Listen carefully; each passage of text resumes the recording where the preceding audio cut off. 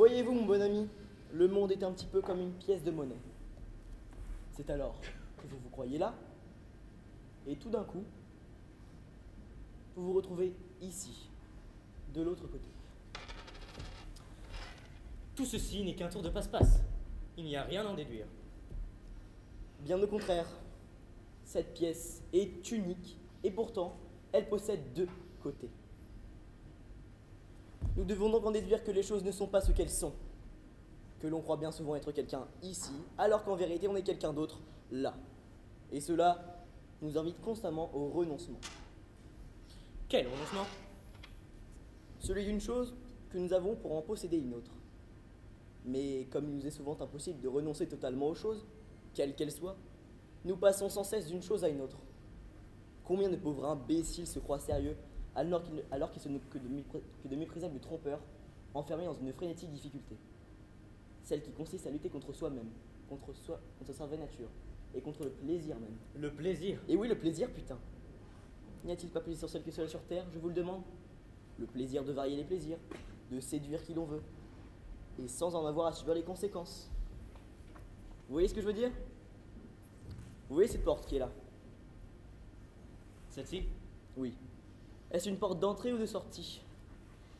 Ma foi, en juger par son côté austère et légèrement dissimulé, je dirais que c'est une porte de sortie.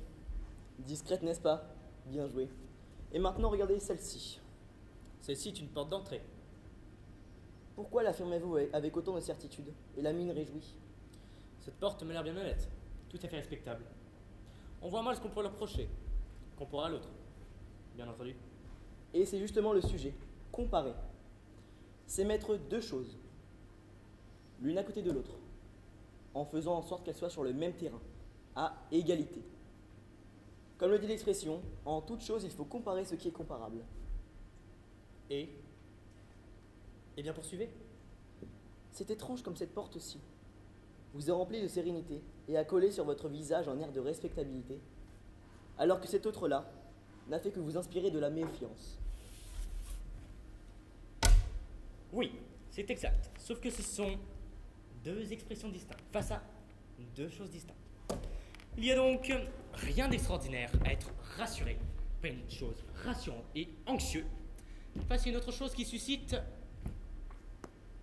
de l'anxiété.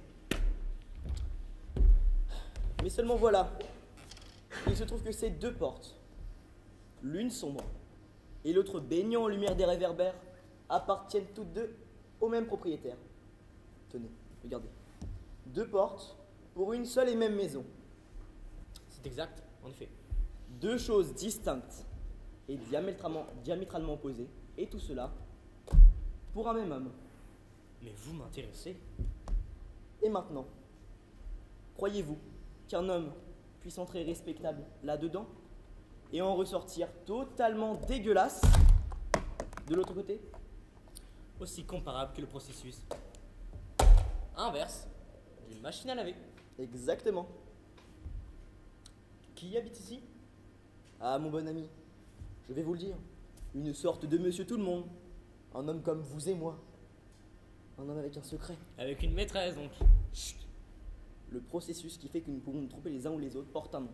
Le phénomène de Hyde. Hyde? Oui, Hyde. Du nom de celui qui l'inventa. Vous allez me raconter ça de vive voix.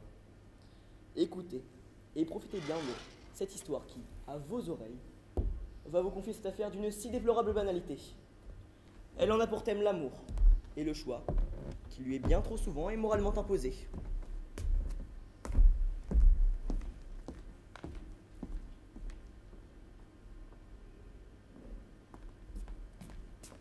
Venez.